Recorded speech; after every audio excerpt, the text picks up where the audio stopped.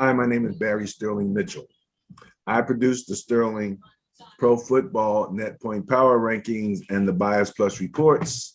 And this is Ben and Barry on football. Hello out there. This is Ben Dickerson. I'm your co-host. A wonderful, wonderful championship weekend. But doggone it, now we got to wait 2 weeks to get to the Super Bowl. Oh, man. I guess this is time for me to do my little March Madness research in between here so I can be ready for that. Good stuff. Good stuff.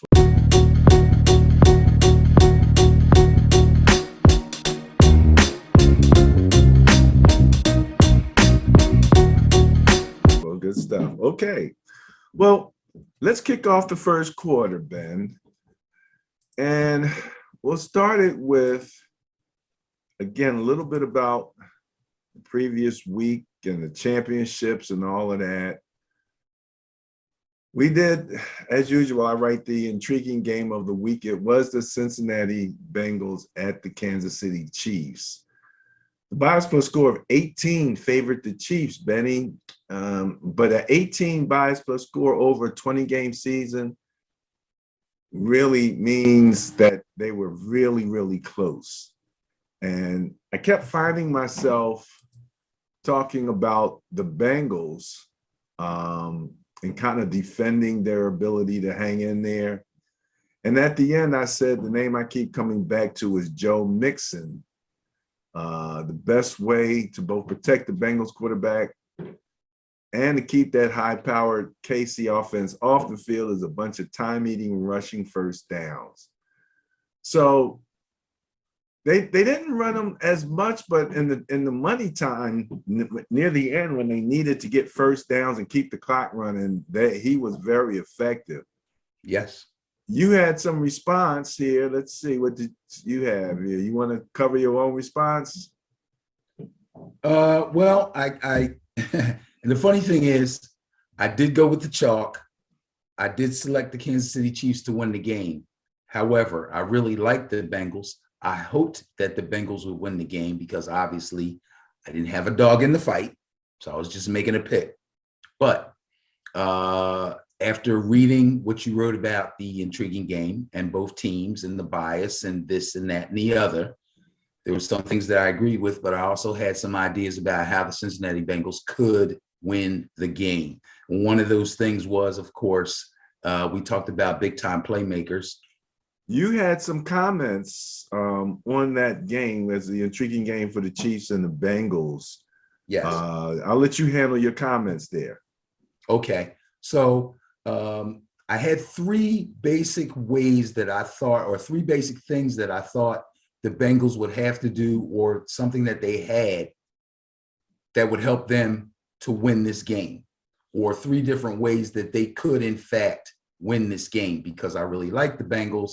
And I was kind of hoping, even though I picked the Chiefs to win, I was kind of hoping that the Bengals were able to come through and win this game.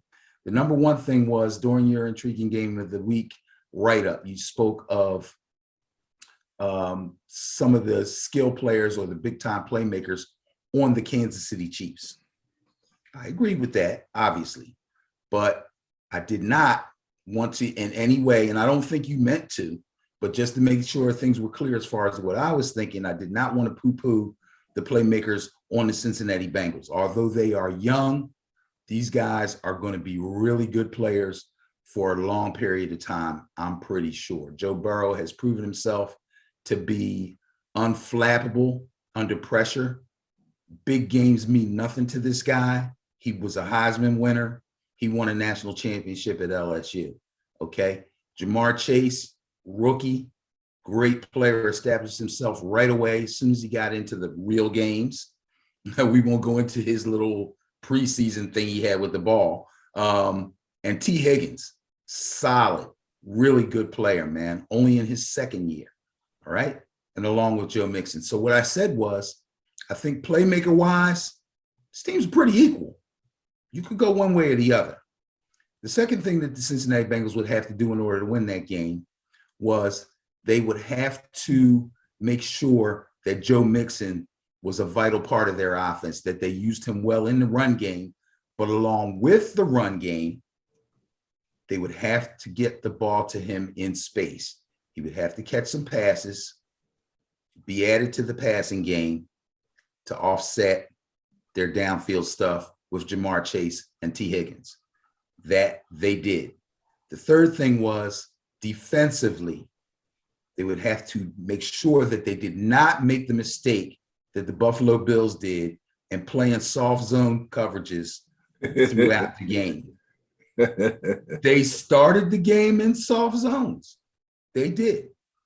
But it was more like a feeling out process because later on they started to tighten things up and you saw the result. A lot of the sacks that Mahomes took were coverage sacks. He couldn't find anybody, okay? And their safeties played extremely well.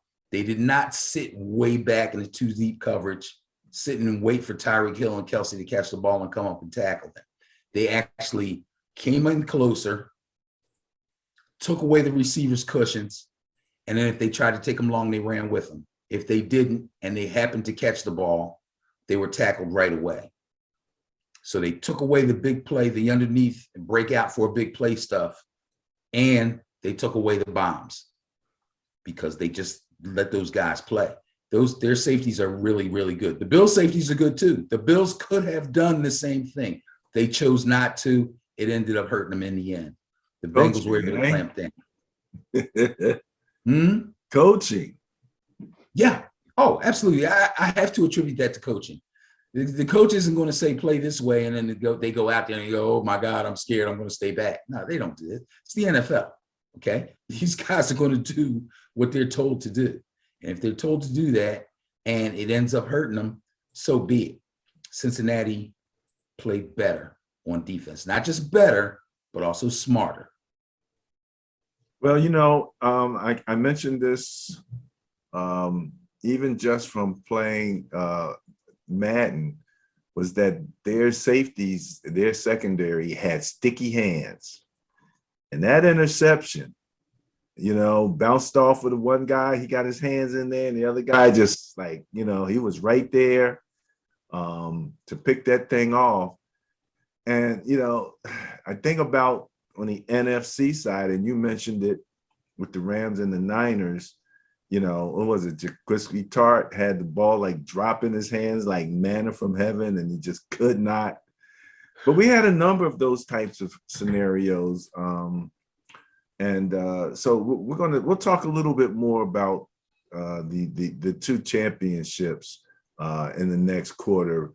I did want to kind of touch base on that intriguing game thing because you did mention, and you're right. I did not mean to disparage the Bengals receivers. I was basically saying, when it comes to lights and camera, you got Kelsey in them. You know what I mean? Right now, they got that. But those other guys are playmakers. So they're both playmakers, but one playmaker has the lights, camera action all on them, one flipping in the end zone, and you know what I mean, and all of that kind of stuff. But if these guys continue to play, the Bengals continue to play the solid football that they play, and they're, to me, more of a fundamental type football team. You know what I mean? With a running back who actually you're going to turn around and hand that ball off to, and everybody knows at some point they're going to have to deal with that guy, because he's coming one way or the other. And then, 2 or 3 good receivers and a quarterback who basically, let me ask you this question. I did the rankings. I don't have the rankings in front of me again, but if I remember correctly, the rankings were not that different between Joe Burrow and Rams quarterback Matt Stafford. Yeah, the rankings were pretty close on Madden. How do you look at these two quarterbacks?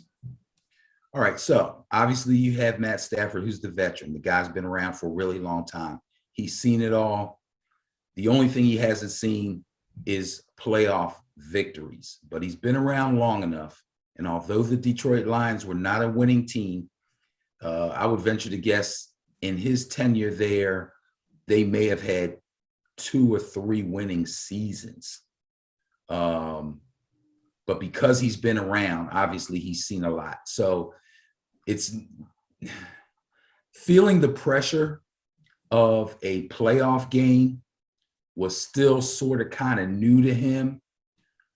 But because he'd been around so long, he's going to be fairly cool under pressure and handle that well. Obviously, he can make all the throws. Obviously, he's got a pretty big arm. It's funny, Odell Beckham has been actually brought along slowly and has thrived in the way that he's being used. He's a possession guy now, but he moves the sticks. I shudder to think if Robert Woods hadn't gotten hurt and Beckham was actually like the number 3 receiver, that would actually be even scarier. Yeah. But when Woods went down, he took over, and him and Stafford are clicking really well. So that's a good thing. Crazy. I talked bad about Higbee about 3 or 4 weeks ago. He did not have an outstanding season to me. I thought he had a fairly, maybe a little bit above average season. But again, him and Stafford seemed to mesh really well. It's just that they didn't use him as much. But as they got closer to the playoffs and got into the playoffs, he started becoming a real factor. Then he got hurt. So I know I'm talking about Stafford's weapons because there's not a whole lot I can say about him. I don't have nothing bad to say about him. He's had his moments with interceptions just like everybody else, you know. But veteran savvy means a lot when you get this far and you get to the big show. When you look at Joe Burrow, I'll repeat myself. This kid is unflappable. This kid is not afraid of anything. Anytime a player can take 9 sacks in a game and still take his team to victory. And I understand it was like 15 hits total. Probably like 9 sacks, but like 15 hits. Right. So if it was 15 hits, he had like 20 hurries. It's crazy. It's crazy. He didn't bat an eye. He did not bat an eye. He can throw on a run. He can throw from the pocket. He can run if he has to, but he doesn't want to because he reads the field so well. He will always find somebody, you know? And when you have weapons like he has, guys that can get open pretty much anytime they want, you know, with creative route running and creative play calling by the coach. And I'm sure we'll talk about the coaches later too. I don't want to say Joe Burrow is Matt Stafford's equivalent, for lack of a better word, but the kid's got a lot going for him, man. A lot going for him. So much so that as we approach the game, especially as we go into next week and we start seeing the interviews and the prognosticators and what they want to say, the Vegas line is going to go up and down. The over-unders are going to be crazy because they're so close right now. You know what I mean? Right now. But the fact that they are close, in my mind, is actually a tribute to Burrow, that he's come so far, so fast, even still, which we didn't mention, first year back off a major knee surgery. Yeah. It's incredible. Yeah. Now, you know, a quarterback can deal with it a little bit easier, I think, than a skill position player or a quarterback skill position. Well, like a running back. Like a running back or a receiver or a tight end. Yeah, because they're not running around as much and they have blocking and they have protection. So, you know, as long as he's feeling 100% and he's well and he's not hurting in any way, he can probably deal with that a little bit better than a guy that's trying to run through a bunch of, you know, 300-pound guys. But it's just incredible what he's done. I hope he has a really great, really long career. I believe that he will. It's a tough call, man. It's a tough call. Well, okay. Let's talk a little bit about the other game. My Niners, my beloved Niners. And you know, it's funny, I wrote on my Facebook page, I actually thanked people like you and my niece, some of my neighbors. They're all like, all right, man, we're going to root for the Niners, man. You know, a lot of people was like, yeah, we're going to root for the Niners. And I'm like, how you feeling? And I was like, Scared. You know? Bruh. But give me your quick take on the game, and we'll talk a little bit about Garoppolo separately, but just in terms of the game itself, what did you kind of take away from that game?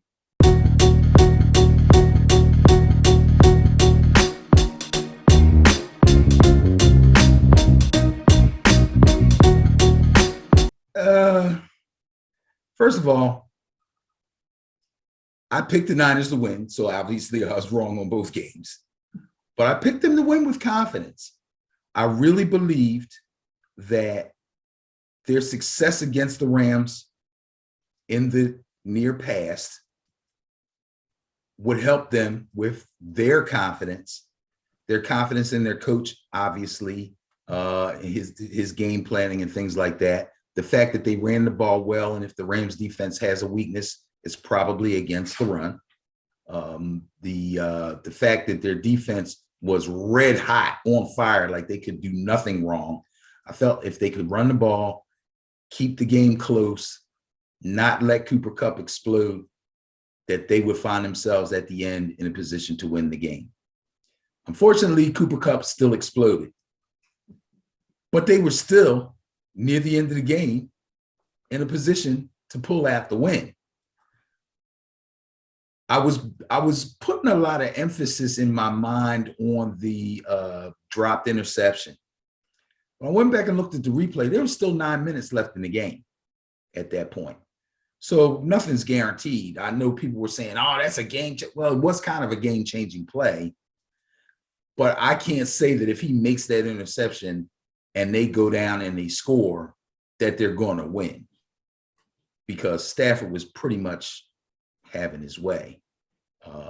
And if it turned into a scoring match, I'm going to take Stafford over Jimmy G, regardless of the glowing things I said about him in the last 2 weeks. Okay, if you got Stafford and you got Jimmy G, I'm going to go Stafford. So really, when I picked the Niners, I was depending on their run game and their defense to pull them through. It almost did. I think they could have stuck with the run and been a little bit more imaginative with their run game. They may have kind of overdid it with Debo running and maybe underdid it with Debo downfield. This is all Monday morning quarterbacking, obviously, but they had their chances. When I looked at it, a couple things real quick. Number one, I believe we completely underutilized Kittle as a receiver. Kittle is the type of guy as a receiver who dictates coverages. So automatically you even open up your run a little bit if he's out there. And I'm a Madden guy, no virtual versus whatever, but long story short, he can get open kind of like Cooper Kupp can. He gets open and he catches the ball and he runs after the catch. So Kittle is, like you said, they got a little carried away with Debo. Kittle this takes no back step to any receiver on that roster. So you have to go to him as a receiver, and I don't think they did that.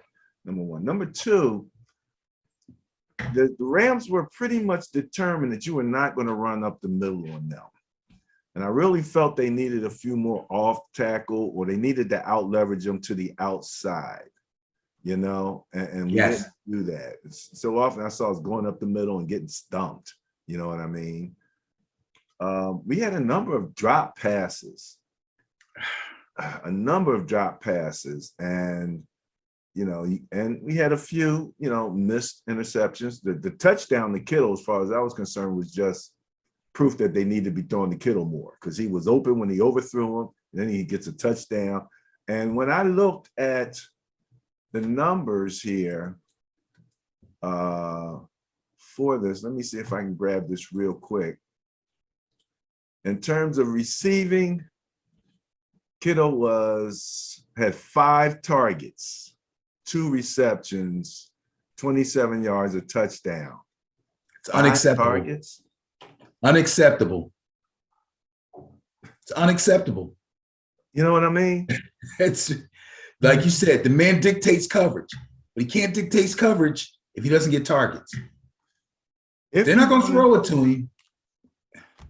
And you can run almost a 2 tight end set with Juszczyk because he is both a fullback and a tight end as far as I'm concerned. So even if you want to, run something like a 2 tight end thing, you could use any of the other 2 tight ends, or you could use Juszczyk. There's a lot of power you can run. And also they did a pretty good job of throwing the ball to Mitchell. And so that really loosens up an offense. You don't always have to run the ball. And the one thing that I've been saying all season, and I think, again, I see it with Garoppolo, the first 5 to 7 yards of the receiver's route, so often they're open. And I keep thinking about, I was joking about Roethlisberger because that's all they seem to be doing near the end of that season was run 5, turn around, throw it real fast, Right. and then see what you can do with it. But so often, especially in that last play where he threw the, he tried to underhand and the interception, all the receivers, the defense backed off like 10 yards. They were all open up underneath it, Now, I don't think Kittle, I saw him right off the line being open. Like you could have threw the ball to him 3 to 5 yards and he did just, but he didn't seem like they didn't turn around quick enough. It was like they were not claiming the hot route on the blitz. The blitz is coming, the guys are coming. Somebody got to be hot, some guys got to know to be hot. Kelsey knows to be hot. He'll cut his route short and make himself available. We were running routes. You know what I mean? What on the play where the interception was, they actually did blitz? Well, or was that the regular? I don't know if they actually blitzed. To me, like they just beat the crap out of they the beat the crap lineman. out. It looked like a blitz the way the linemen were falling and he was getting. But my point was their coverage dropped.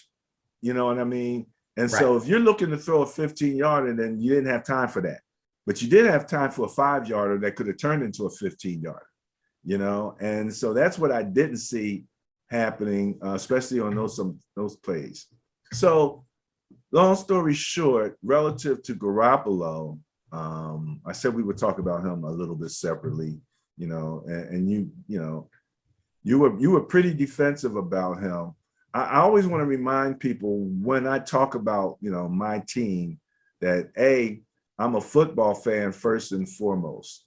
So I'm going to try to talk about my team relative to football, but I'm also philosophically a Taoist. So I automatically believe there's a plus and a minus to everything. So like with Garoppolo, as much as I think he has mind farts, and so that I did not ever say that I didn't think he should be the starter this past season. I always say he runs that offense. I don't think he's always been given a good, and like you said, some of the Kyle Shanahan's calls might be a bit questionable, and his, and I think he might have not used things like leverage and stuff as well as he could have.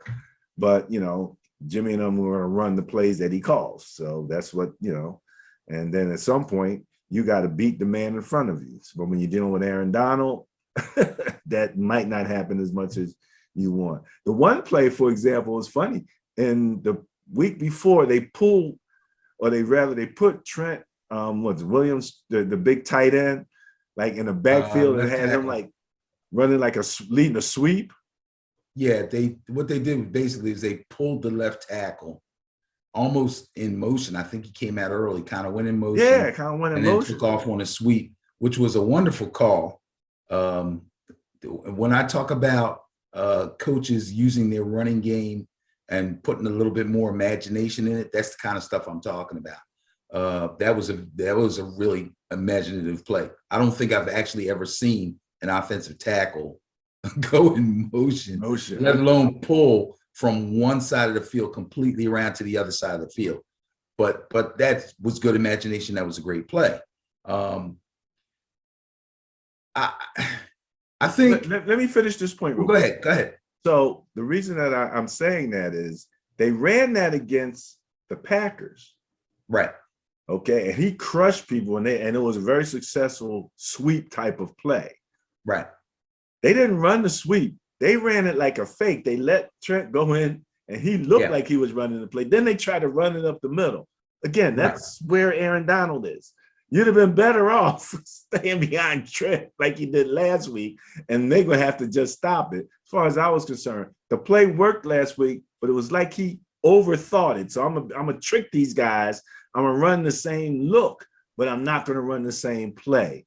And so that's kind of a weird situation. It's kind of like, okay, I could kind of give you credit for thinking that, but by the same token, once Trent can't be stopped. So, the fundamental thought of running behind that guy was good. Let's keep it up until they actually show that they got something for that, because not many people do. He is so athletic, Ben, in Madden, he is actually higher rated as a tight end than I think at least two of my backup tight ends are. So, I'm all for putting stuff on film for your opponent the week after, give them some extra stuff to worry about. I understand his thought process, but if it was me, I'd run the same thing first, then come back with the counter off of it. Okay? Like, yeah, we ran this last week. We know you saw it, but we love this play so much, we're going to run it down your throat anyway. And they go, wow, you showed us this last week. You should have known we were ready for it. Maybe they stop it, maybe they don't. Then you come back with again, and they're like, these arrogant MFers. And then you come with the counter off of it. With the counter off of it. Right. So I understand his thought process. Boxing, it's the same thing. Blah, blah, blah, blah, blah. And then pat, Yeah. Yeah, jab first and then go with the knockout punch. I get it. What's his name? Elijah Mitchell. I think he had almost 20 carries, 70 or 80 yards rushing. It's a pretty good day. But he only caught No. Elijah Mitchell had 11 carries for 20 yards. Oh, I'm thinking of his total yardage. I'm sorry. I'm actually thinking about the week before. But how many passes did he catch? 3, 4? 3. He was targeted 3. He was 3 for 3. He had 50 yards.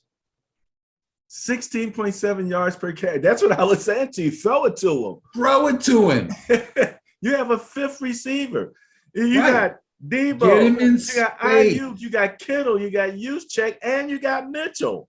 Get him in space. That's your best chance. They go all out to get Debo carries and passes and swing him out and this and that all over the place. You have other competent playmakers. Get the ball to them. Ayuk caught a couple of passes. I was happy to see that. Then he disappeared. He targeted 8 times. He had 4 receptions. Unfortunately, that's a good day for him. They should use him way more. In other words, I got to put this one on Shanahan, man. You're not using your weapons. You're really not. You got a glorified game manager quarterback who you're real happy with and who runs your offense really well. Use everything you have. Use everything you have. Let me tell you something. You throw the book at them guys. You could spread the field with the Niners and create havoc for. Of course, easily. And create havoc. But he doesn't run those type of. You put Mitchell out wide. You can do all of that. I'll let you know that I do. I've done it. As you should. Instead, it seemed like he condensed the playbook and figured, you know what? We're going to take everything that we do really, really, really well and just beat them over the head with it. That's all well and good until Cooper Kupp breaks a couple of runs on you. A couple of catches and runs. Cooper Kupp is great after the catch. After he does that and they get a couple of scores on you real quick, that goes out the window, man. Listen to this. There was one name that kept popping up that was a pain in my butt during that game for the Rams. Now, Cooper Kupp was targeted 14. He caught 11. Beckham was targeted 11. He caught 9. Okay. Wow. That's big. He caught 9. The third leading receiver was a guy named Blanton, the tight end. Remember that The tight tight end end that took over for Higbee. took over, comes in, he's targeted 5 times. He catches all 5 of them for 57 yards, and he was at least responsible for 1, if not 2 or more first downs. Didn't he score a touchdown? No. Oh, that was last week. That was the week before he scored. Week before, yeah, they talked about he got his first touchdown on the show, but he was hurting us for first downs. Might have been worse if it was Higbee. Higbee had 3 targets, 2 receptions. Yeah, before he went down. But I don't think they were looking for Blanton at all. So he was kind of running. They weren't really paying enough. Next thing you know, this guy's catching everything and running with it and creating havoc. So, that was another, he played well. And I just, that was a name that I don't think most people had really mentioned. So, it was a game that could have went both ways. My target number for points, I think I said, was 28.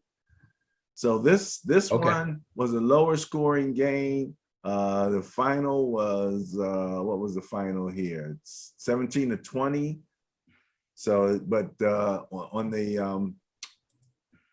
the Chiefs game, okay, that was a little closer. That was what, 28, 27-24. Okay. Just right underneath of it, So we're going to talk about the Super Bowl and stuff in our next show the week before. So much is happening in the world of football right now. Let's go down a few of these hot topics, and I'll throw them out there and let you talk about them. Let's get the big one out the way. Tom Brady retired. You got any comments on the Brady retirement? That was the big one, but he got his thunder stolen. Oh man, let me tell you. I guess we'll get to that later. So let's get the almost big one. Right. So I don't believe he's retired yet until the season starts next year. Then I'll believe it. I'm just saying. Did you not see the post that we posted on on football? That don't mean nothing to me, man. This guy, as great as he is, as great as he was, a big part of why he's played so long, a really huge part, and he said it himself, is not just the winning, but it's that locker room, man. It's the camaraderie. It's the relationships that he's developed with his teammates and some coaches and all that stuff. He really, really loved that. That's a big part of why he hung around so long. On top of the fact that he's been able to stay relatively healthy the whole time. He's going to miss that. When you leave, when you're supposedly Super Bowl bound for a back-to-back and go out in a blaze of glory, and then you hit a rough patch and you end up losing in the playoffs, it's easy to say, you know what, that's it. I'm not going to. But when he starts smelling that grass, when camp starts, I wouldn't be surprised if, like, maybe the second preseason game, he pops up at practice. I'm not predicting that. If he stays retired, that's great. That's all well and good. But I see too many guys not be able to resist and come back. And he's a real rah-rah dude. Tom Brady comes off real cool on camera when the camera's right on him, but he is a rah-rah dude.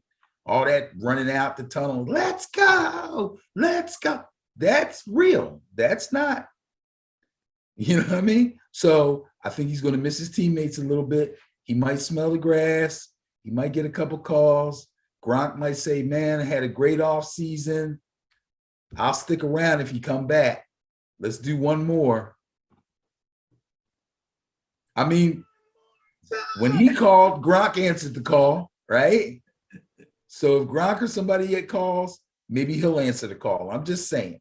He could come out and say, this is it, y'all. I'm done after. He could announce it at the beginning of the season. And then if they get beat in the playoffs again, he can say, you know what? I tried. I wanted to go out in the blaze of glory. I miss my guys. We put our heart into it. We couldn't get it done. Or they come back and win it. Could happen. So we'll see. Well, I mean, it's interesting that you would think the top quarterbacks in the league are not in the Super Bowl. I don't think. Oh, the statistically top quarterbacks? Right. Yes. Or if you just think about it, I mean, I don't think that either Stafford or Burrow is considered to be Aaron Rodgers level, Tom Brady level. Aaron Rodgers level. Statistically, there's a lot of guys ahead of Aaron Rodgers, by the way. Well, we talked about how modest their offense looked, but yes, everyone still talks about how fundamentally, Rodgers was great. This year, say, pick a quarterback, skill alone. Forget Super Bowls, forget wins, top skills. Best guy. Who's the guy you want on your team? A lot of people are going to say Aaron Rodgers. Absolutely. Yeah, absolutely. So that's all I'm trying to say. And they're not in the Super Bowl. So that also speaks to how much of a team game this is. How much of a team game. I know I had the question posed earlier. It's like you had a choice. You can get a number one left tackle or number one quarterback. Which one would you take first? If you could only pick one. And I said quarterback. He said left tackle. But who said left tackle? Oh, somebody you were having this conversation with? Yeah, right. Okay. Right. So well, you pick left tackle if you already got a quarterback. That's I'm like, look, this is like the CPU of the quarterback. You don't pick any other. That's the number one component in there that you worry about. The RAM and all the other stuff is good. But if your CPU stinks, then it ain't happening. So some people say quarterback is the most important position in sports.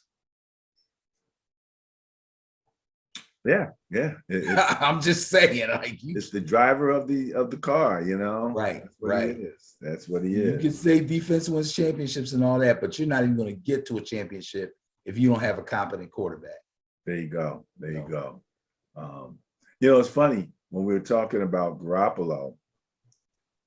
I was thinking about how apparently Shanahan at one time really wanted Kirk Cousins. Remember that? Yep. Okay. So he really wanted Kirk Cousins, but then he trades 2 first-round draft picks to go get Trey Lance. Right. Who to me is a completely different type of quarterback. Right. Than Kirk Cousins. So my question then is, what do you want, Shanahan? What are you trying to do? You know what I mean? If you wanted a Kirk Cousins, you pretty much have him with Garoppolo. You pretty much have him. What do you think you're gonna? I mean, if you were going to go get a Trey Lance, why would you even want a Kirk Cousins? You would want somebody else that would be more like a Trey Lance that you could have gotten in a trade. In my way of thinking, what is it that you're trying to run that or you would have went to the draft and got someone more like Kirk Cousins? I don't see the consistency in what you're looking for in a quarterback is what I think I'm saying. So let me ask you this. At the time that you heard that he was trying to get Kirk Cousins, was it when half the league was trying to get Kirk Cousins or after he was already with the Vikings? I think it was after he was already with the Vikings. But he had a long-term contract, so that wasn't going to happen. I hear Kirk Cousins is going to make like $40 million this year. Sure. As he should. Look, he should. As he should. He already broke the bank. They can't go back. They can't go back. They put their whole future into Kirk Cousins. Shame on them, but they did. And I'm not saying Kirk Cousins stinks. You know, I like Kirk Cousins. Kirk Cousins is a game manager that can actually blow you up every once in a while. Like, I've seen Kirk Cousins have some like really awesome games. So, and put up huge numbers. So he has the ability. Again, here's a guy, if you want to defend him at all, of course, I know you don't want to defend him, but you don't think he deserves defense. But if you want to defend him at all, you can. Their coaching staff is a bunch of goofballs, as far as I'm concerned. So, you know, they didn't help him, but he's theirs now. They have no other choice but to pay him, keep him happy, and continue to try to build around him. Well, again, I look at the plus and minuses, and everything that you're saying on the plus side about Kirk is true, you know. And my only thing is he's the godfather of the mind fart, as far as I'm concerned. Nah, you know, so, everybody has mind farts, bro. Yeah, but he's the godfather. No, Mitchell Trubisky will always hold that. Even more so than Wentz. And you know, it's funny because when Garoppolo threw that, I think the announcer even mentioned Wentz. It was Wentz-like. Yeah, I think I heard that. And it's a shame. You know what? I didn't give a damn about him when he was on the Eagles. But now I kind of feel bad for the guy. He goes there, he plays way past 75% of the snaps, which turns a third-round pick into a first-round pick for the Eagles. Yeah. So that was his parting gift to them. Yeah, they should stop talking bad about him because that was his parting gift to them. Okay. Then he cuts his turnovers tremendously over the course of the season. And then when it's money time, he goes in the tank. What the heck? What are you doing, dude? Can't blame your quarterback coach. Can't blame your OC. Can't blame your head coach. They all love and adore you. They all gave you everything you wanted. And you tanked. Well, that whole situation was weird because they couldn't even run the ball, and that, you know, in that last game that they lost, and that was strange. But that's what they brought him there for, to offset that. Okay, all right. He has to. If we're going to be a running team, okay, eventually somebody's going to scheme us, and they're going to at least slow us down, if not stop us. When that happens, you got to get it done. And he couldn't get it done. All right. Okay.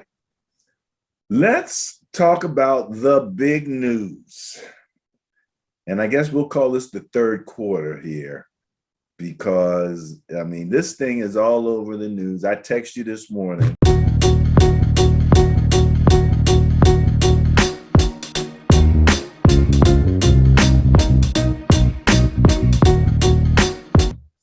Brian Flores, former head coach for the Miami Dolphins, has filed a lawsuit alleging racial discrimination in the hiring practices.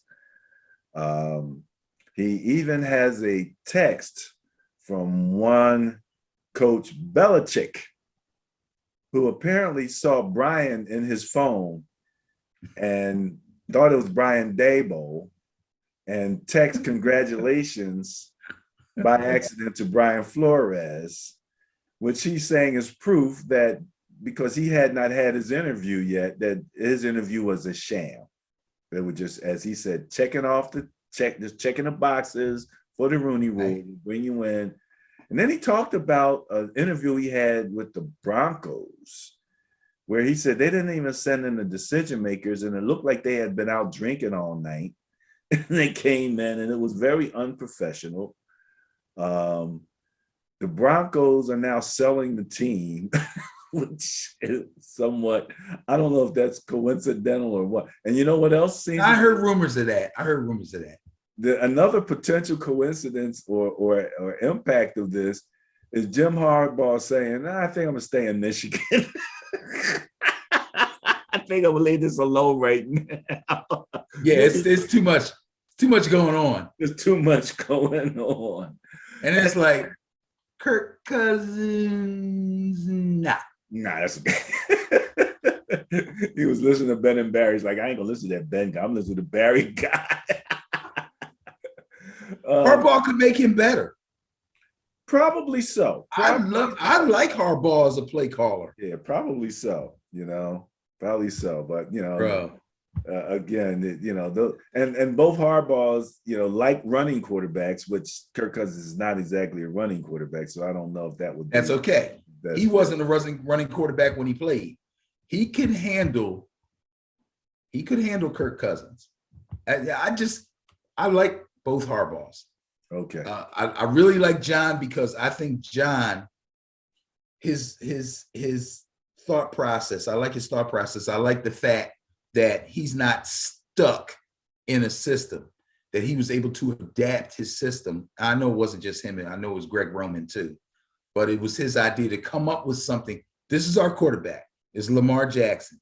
You know what he does. You know what he's good at. You know what his weaknesses are. Let's tinker with this offense a little bit so we can get the best out of him. And they did that. Well, they did that. But what we're talking about now is the lawsuit. And I want to mention one other thing.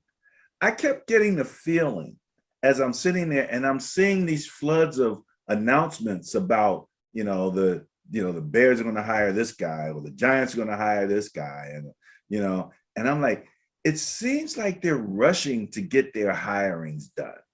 And I wasn't saying a lot of black quarterbacks getting hired, not saying that there weren't any. I mean, coaches rather, black coaches, maybe in the assistant coach or the defensive coordinator levels or the coordinator levels, I should say. Right. But I just got the feeling it's like they're really rushing to do a lot of hiring. It's like, you guys really in that much of a rush? And then the lawsuit came out and I started thinking maybe they were just trying to get it all in, as quickly as possible so nobody would notice what they were doing because of all the hype around the Super Bowl and all the Pro Bowl and all the hype that's going on. They could slip all of their coaching decisions in without having them really be the only news for the day. There's much more overshadowing news. So that's kind of what I suspected. I'm not saying that, again, it's only a suspicion. I have no particular proof, but they were doing a lot of hiring and a lot of announcements were coming out.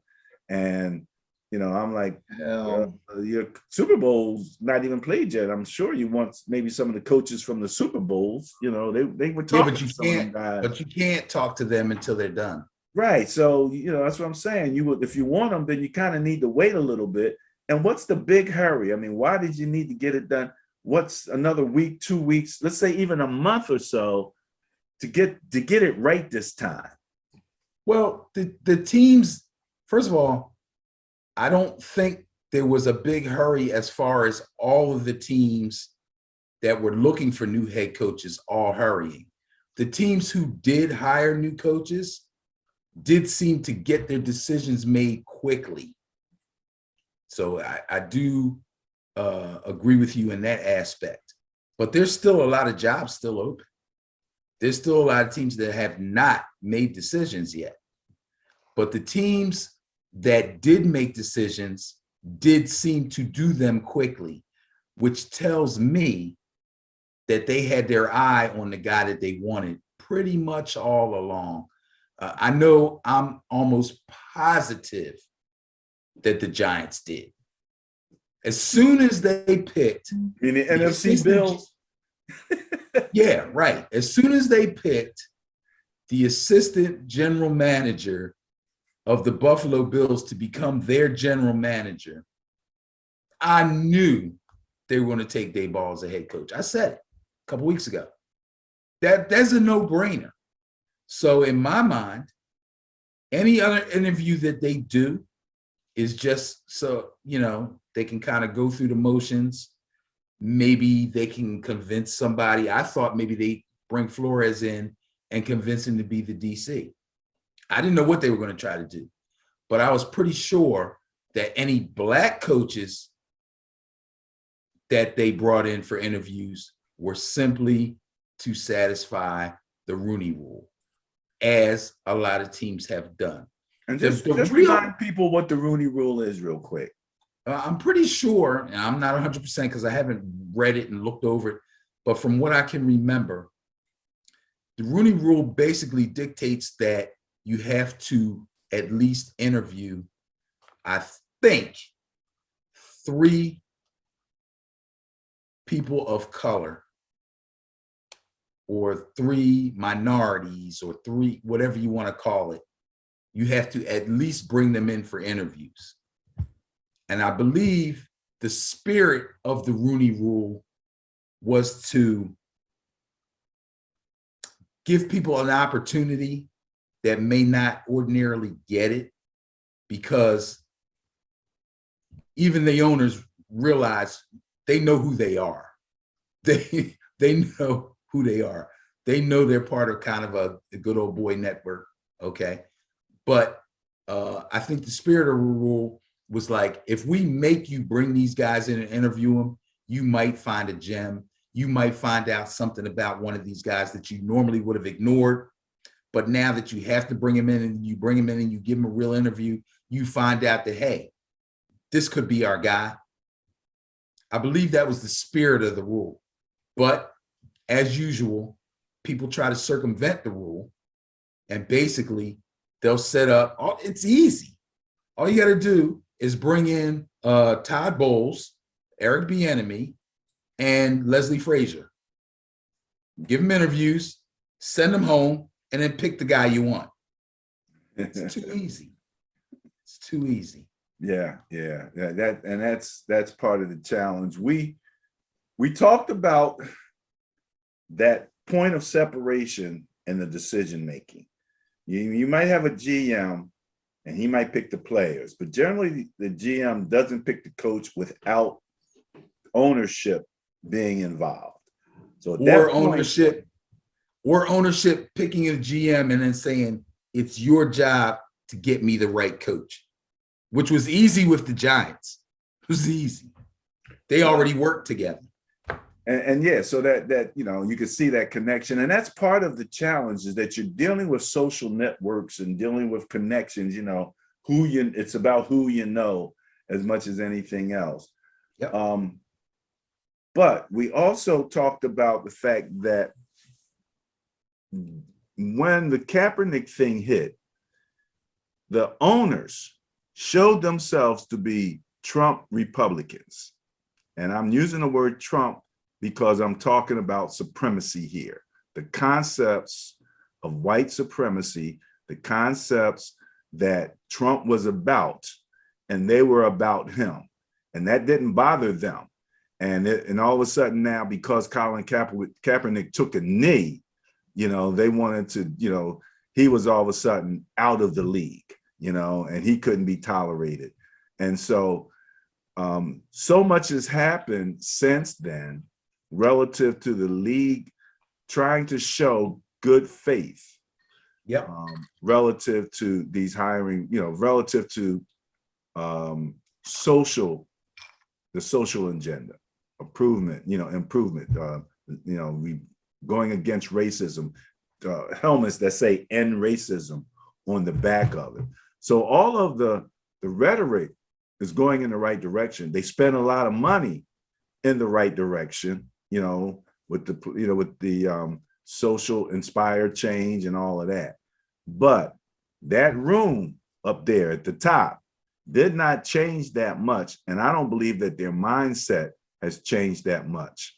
And so that's why it's going to be really interesting to see how this thing shakes out. I saw a stat, and it kind of came out at an interesting time because of what's going on right here.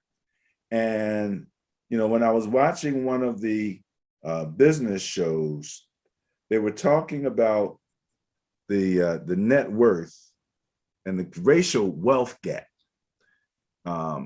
In 2016, a median white family had more than 10 times the wealth of the median Black family. The racial wealth gap between Black and white families grew from about 100,000 in 1992 to to 154,000 in 2016. They are saying also, that the net worth for the Black family is about 28K. The average white family, it's 178K. So the reason that I mention this is because the NFL and what's going on with the NFL is just symbolic of what's been going on in corporate America for years and years and years.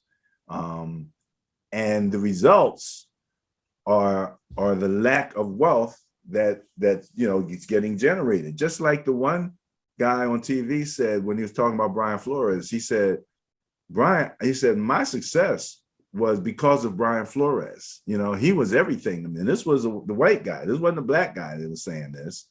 And he says, and I'm sad because if he doesn't coach anymore, some football players coming up going to be denied the opportunity to be coached by such a great guy.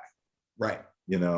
So again, not providing the type of support that should be there on a highly diverse level. And finally, the one stat that really knocked me out, they were saying that if that disparity in wealth between white and Black, if that was equaled out, there would be a $5 trillion increase in our gross national product, just in leveling out the wealth gap itself. So it makes so much sense. It doesn't make sense. You know what I'm saying? Racism is hate. It's an emotion. It's not something that's really logical. We see it too often and what's going on. And I don't think a lot of these owners are necessarily active haters. Just philosophically, the way they're aligned, it kind of just comes out. It's like when Trump was telling people about, the suburbs, and he was, the diversification of the suburb. He was trying to warn the white families that, this is not going to be good for you. It's that philosophy that's still left over, from the previous years and from the racism that was always there. It's still there because it's nothing more than hate. It hasn't really changed. So it's going to be interesting again to see what happens. Did you see that they've already come back and said, number one, they're going to fight this. They're not, number one. Number two, he also said, and this I know we talked about that. Flores said he was offered money to lose. $100,000 to tank games per game. How often did we talk about it looked like the management was trying to tank and Flores wasn't having it? Yes. Did we say that how many times? Tanking for Tua, we called it. People talked about tanking for Tua. So other folks saw it, but we were like, dude, he's not going for that. That's not in his DNA, bro. He's trying to win games. You hired the wrong guy. And $100,000 per game didn't change his mind. And once they realized that, the wheels were already set in motion to get rid of him. So what does he do? Starts off slow, gets his act together, gets the team's act together, and they rip off eight out of their last 9. They win. They win. And he gets fired. 2 winning seasons in a row when they hadn't had one the previous 5 or more. Good point. No reason for him to be fired. None. And when they asked them, why did you let him go? They said, well, he wasn't talking to this guy and he had a bad relationship with the GM and this and that and the other. Yeah, he did. Because you're trying to get him to do things that are against his principles. And he wasn't having it. I got nothing to say to you. You offer me $100,000 to lose a guy. I'm not losing. What? That's crazy. That's crazy. I think this suit's going to go. I think it's going to be big, and I think he's going to win. He's going to be a huge settlement. This is crazy, man. Everybody's talking about him not being able to coach like he lost his job, but if he gets this settlement, it'll Yeah, he'll take care of probably be that. okay. They'll He'll be be okay. Yeah, he'll be okay. He's already earned a nice little bit of money, and I'm sure he'll be okay. But the thing with the Broncos, why lie about that? Why would you make up that story? That's true. The former coach for the Browns is now saying that they offered him money to lose. Yes, he said he's going to join the suit. I just saw that on my timeline. Hugh Jackson may join Brian Flores' suit. It's so much happening. It's absolutely amazing. All right, let's get ready to wrap it up. We're gonna mention a couple different things. Go back to our Facebook page.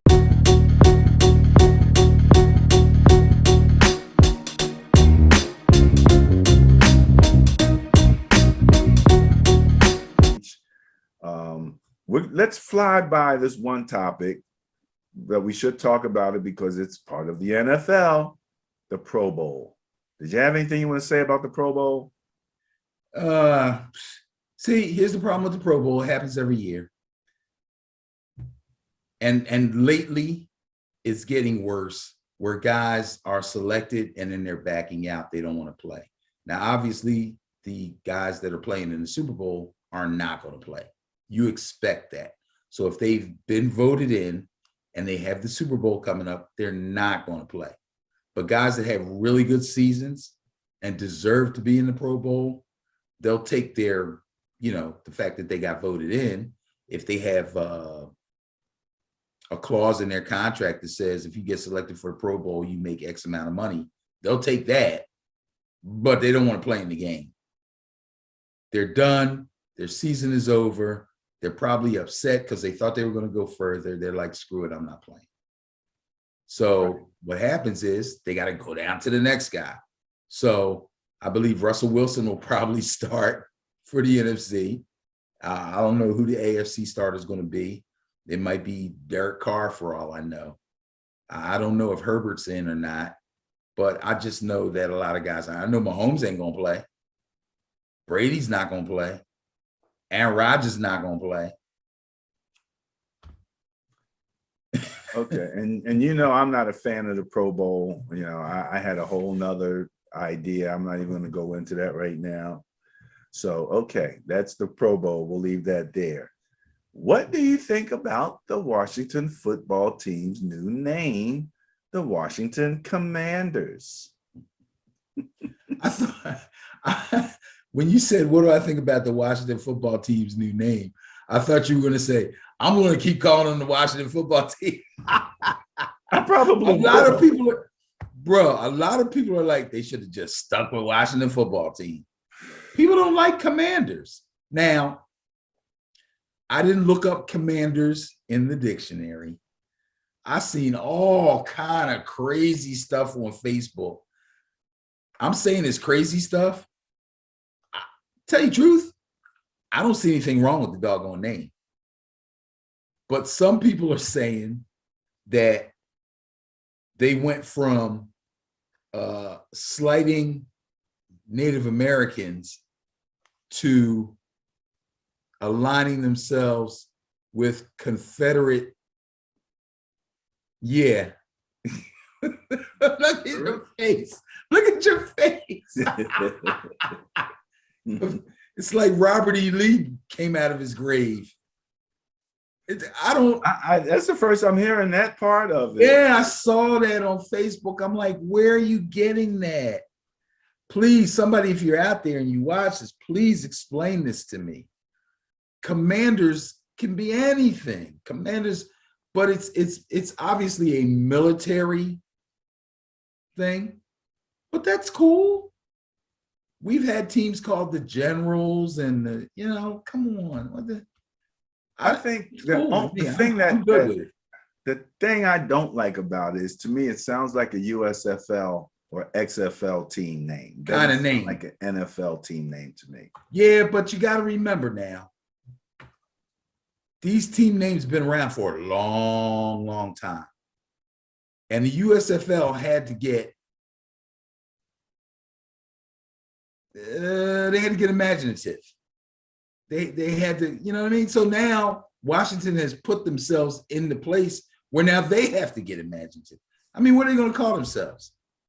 The Washington football team. See? It had, I think it had grown on, and it had grown on me. It has grown on people. I was cool with it, you know. Yes, I was cool with it too, because remember, we said we weren't going to say the other name right anymore way before they even came up with that. Mm-hmm. We were calling them the Washington team that needs to change their name. That's right. So we kind of conditioned ourselves off of the other one. And then when they came out with football team, we're like, okay, football team. It was easy, you know. So now they forced themselves into the position where they had to come up with a name. What are they going to call? And they didn't change the colors. I thought that was going to be part of the prerequisite, if that's the right word to use. Really? Yes, because if you don't change the colors, people can still wear their old stuff. People can still wear their old jerseys. Why do you think they were going to change it? Because so they could sell new stuff? That and to have like a clean slate. But I guess they thought it would be easier to make it easy on the fan. First of all, they want fan acceptance. Doesn't mean anything because the decision's been made, but they do want the fans to like it. So to kind of ease the fans into it, I think they said, you know, we got to keep the colors. That way, people can still wear their old Sonny Jurgensen jerseys, you know, and they still feel like they don't want to aggravate the fans, but so much. Still some tradition there that you. Yeah, sure. They got a lot of tradition. Did you see? I saw on Good Morning Football they had the collegiate jackets, you know, and they were in like a Letterman's jacket. Yeah, and you know, naturally same colors and everything. Big W in the front. Yeah, okay? Big W. But then on the back they had a whole design and it included Commanders and all of that. Yes. But it was kind of busy, so it wasn't like you just had Commanders on the back. It was just part of this whole logo. It was the circular thing circular with the words going. Yeah, I saw that. Yeah, so it's kind of like they're slimming it in on you a little bit. Well, they're trying to modernize it and all. You know, they got research departments that figure all that stuff out. So what do people like? What's going to catch their eye? They're trying to do this in a way where people won't hate them. You know? Well, we shall see how that all works out. All right, let's see what we have for the fourth quarter in our social network. You know, I did not hear you speak on our new cover pictures. Oh, yes, I like it. You like it? Okay. Yeah, that's kind of neat. Good stuff. And you know what we need to do?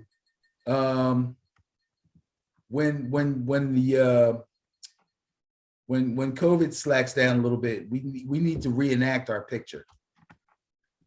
This one? Not the picture of us. Not in football uniforms and regular clothes, but I'm just saying.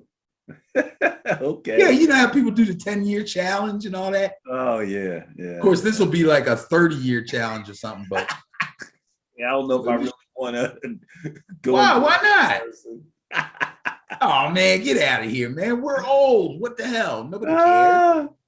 All right. Well, let's see here. Let's scroll down. Let's skip a couple things. We talked about Brady. Oh, I know what it was. Before we even get to this, I did have something special that I wanted to show because I was watching Good Morning Football and enjoying Chris Carter on Good Morning Football. What's he into? Well, he's you know, they got so many guests now that Nate Burleson's gone in the Nate Burleson chair. Yeah, but he's been a recurring.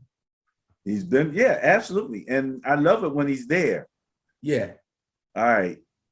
Can you see this picture here? Not yet. Oh, okay. Well, let me maybe I didn't share yet. Let me hit the share button for this and make sure that you can see. Is that it? Hold on one second. Yeah. Oh, here it is. All right, it's this one. You see Ben and Barry there? Yeah, pre-COVID. Check this out. And the motto of our show is football is life. So that's why we look back at so many of the great personalities. And you and I, on one of our shows, asked the question, where's Chris Carter? Mm-hmm. And so this article I found talking about Chris Carter and some of the things that happened that got him ousted from ESPN. And there was one thing that I read in this article that kind of blew me away. And they said that they had gotten Chris Carter and who's the wild lineman from Tampa Bay's championship years? Oh, Warren Sapp. Warren Sapp. To talk to incoming rookies. Yeah. How to conduct yourself and drafts And they said that he said, I know where you're going. okay, we're gonna go ahead and say, He said you gotta have a fall guy. In essence, that's what he said. You need to have a fall guy. You need a guy that when you get caught in the corner with a bag of weed, the guy will say it's mine. That's everybody needs that, and yeah, that didn't go over well.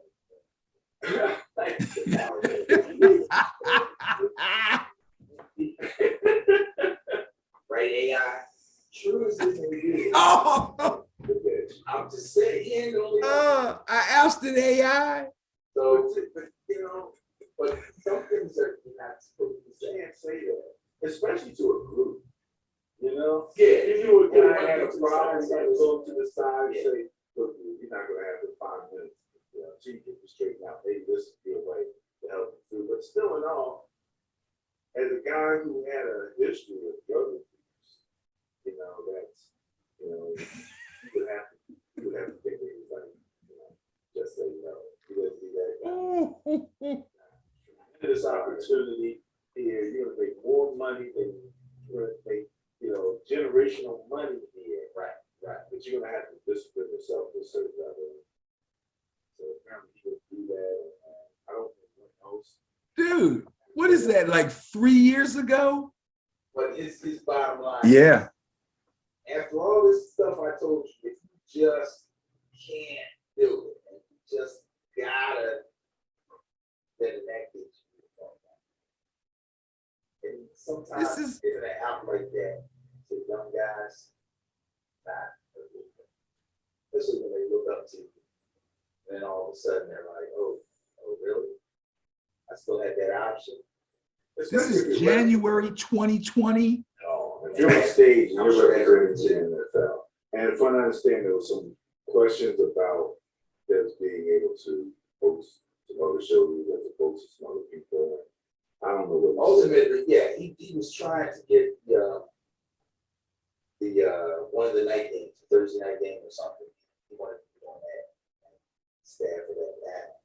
And when he didn't get the job and they gave it to somebody else that he felt wasn't as maybe famous or charismatic or talked as well or knew the game as well, I think he kind of was saying, I'm better than that. Everybody knows I'm better than that. And then they were like, well, we decided we're going to give it to him and sit down. And it's the last straw. We missed him. I mean, his I football, love Chris Carter. as an analyst, Yes. we both missed him. Absolutely. And, still. First things first, it's still a good show, but it'll never be as good as it was without Chris Carter. He might have to. Wow, I said that. Who had the sports show, her and the guy, and then she got kicked off to doing all the political stuff. Oh, yeah.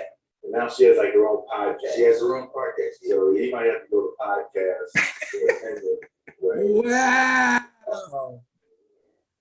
I love First Things First. I still watch that. So, Jamel Hill. All right, that was enough of that. Bro. Okay, hold on. Number one, if I read that correctly, that was January 2020. Yeah, I So went that back a was- year because I was looking for stuff that we talked about for the owners. Right. You know, but I didn't have time to go back 3 years. So I only went back a year. Nah, but that was cool. Because number one, it was cool to be sitting there just talking.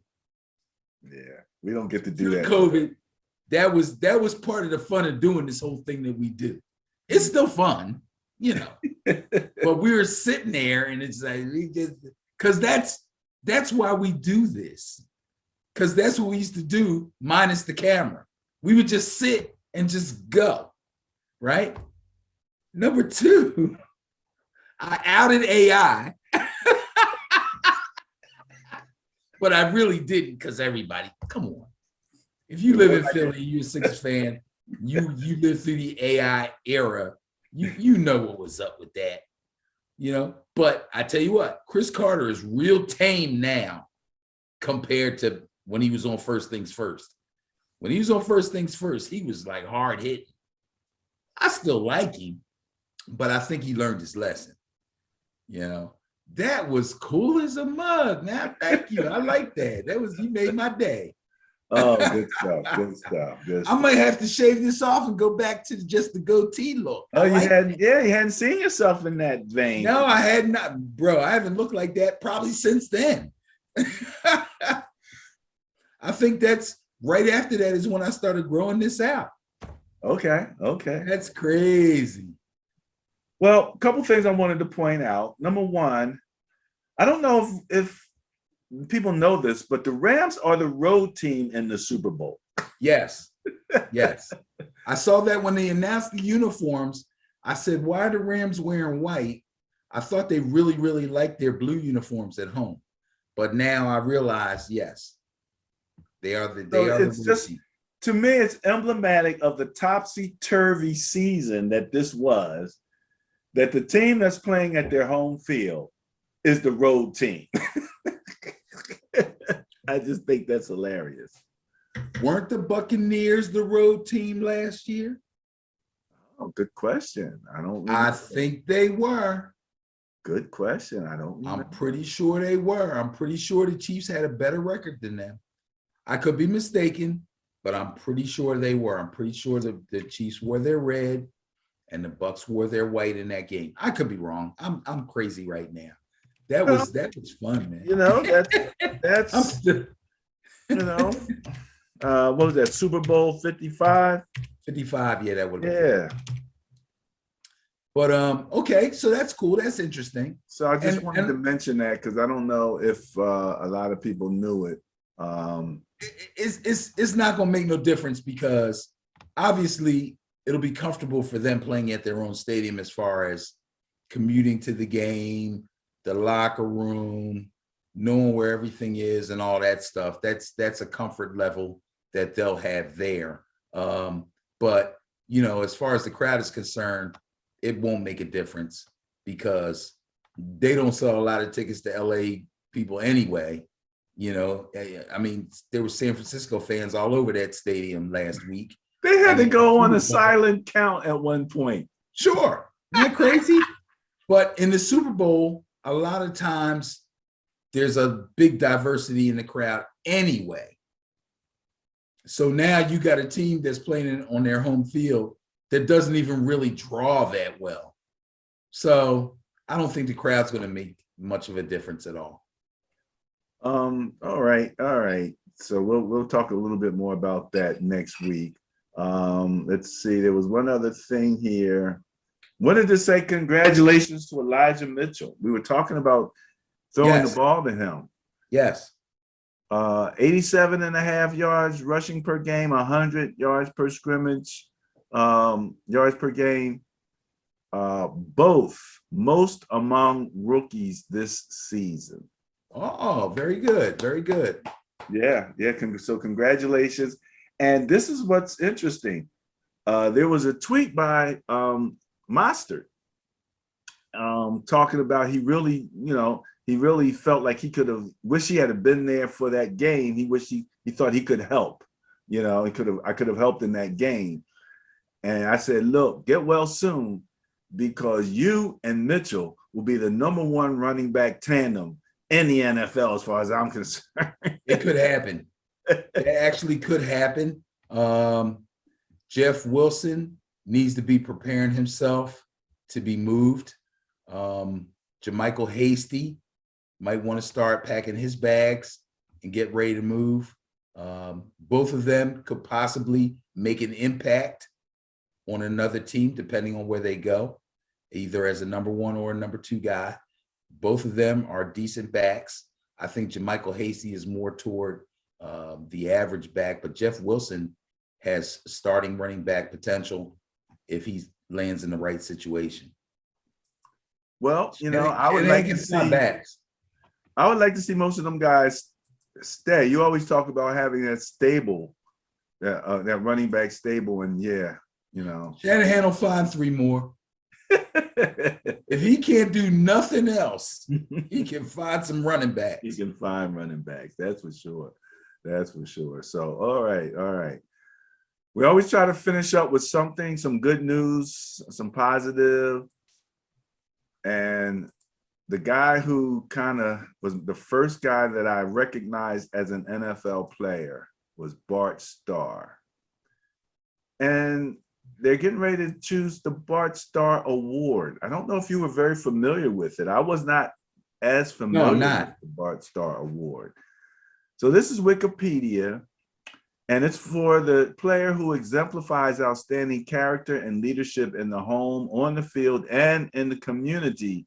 Now, the nominees are gathered from public relations directors of each NFL team, the past winners of the award, the Athletes in Action Pro staff working with NFL teams, and before his death, Bart Starr himself was involved in picking this. The ballots are sent to each team, and voting takes place at the same time as the Pro Bowl selection. Votes are tabulated, and the winner is announced at the annual Super Bowl breakfast. So that's the Bart Starr Award, which they're about to bestow on someone. These are some of the previous winners. First of all, we're going back to 1969 here. Excuse me, 1989 for the Bart Starr Award. Steve Largent, Anthony Munoz, Mike Singletary, Reggie White, Gil Byrd, Warren Moon, Chris Carter. There's Chris Carter again. Jackie Slater, offensive tackle for the Rams. Our boy Darryl Green, fastest man in the NFL. Irvin Fryer and Brent Jones, they had a duo win. Eagles and Niners of all things to be combined with there in 1998. Eugene Robinson, safety for the Falcons. I remember him.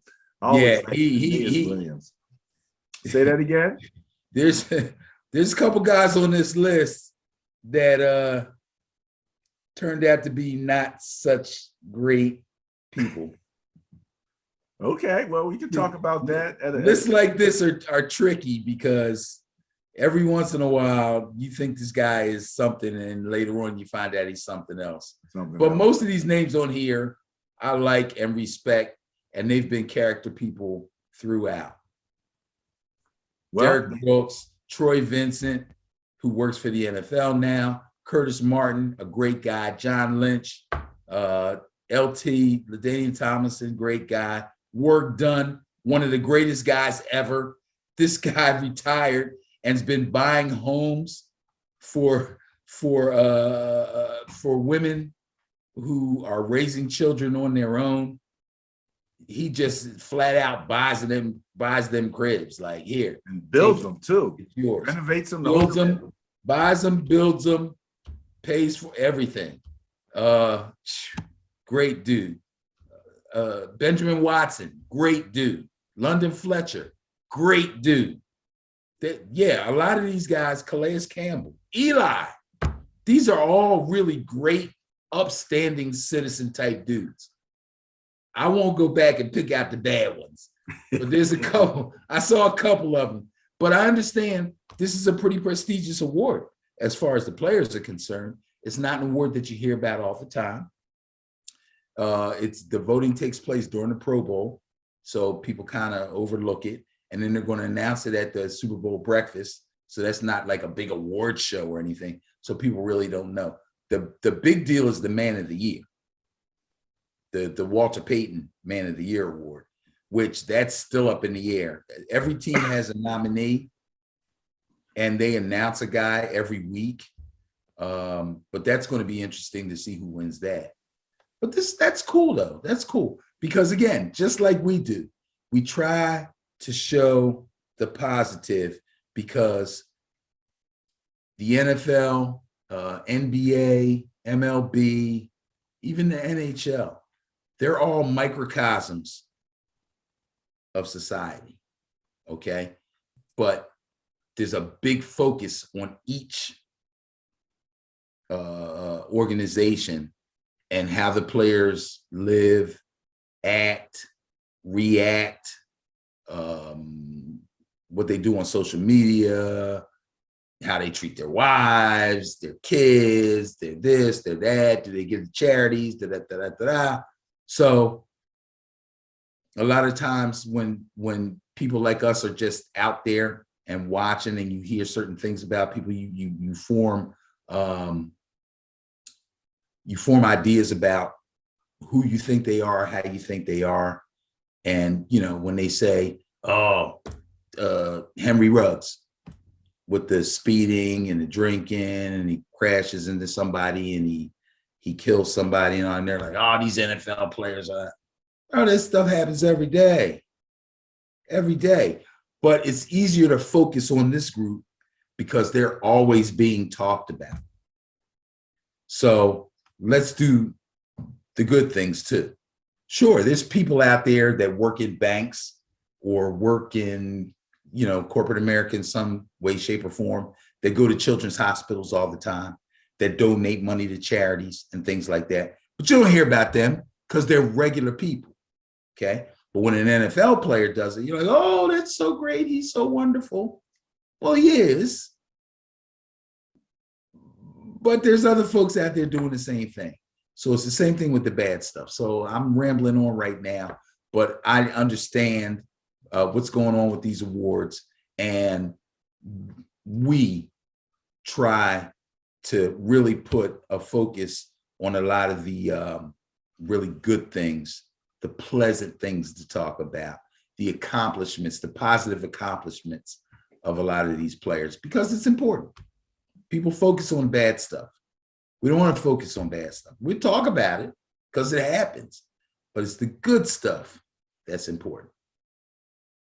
Well, I don't think that I got anything more to say. That pretty much kind of wraps it up as far as I'm concerned. Oh, cool. So, any last words? I got two things going right now. I got one. I won a lot of fantasy, but I got two main leagues. One of them I got bumped out, but the other one I'm in the chip. The name of my team is All 22. Oh, wow. Yeah, that's the name of the team. So go All 22, and come March 20th, the PTTFL spring season will begin. I'm not rebuilding the Knowles. I am reloading the Knowles. We're just reloading. Go Knowles.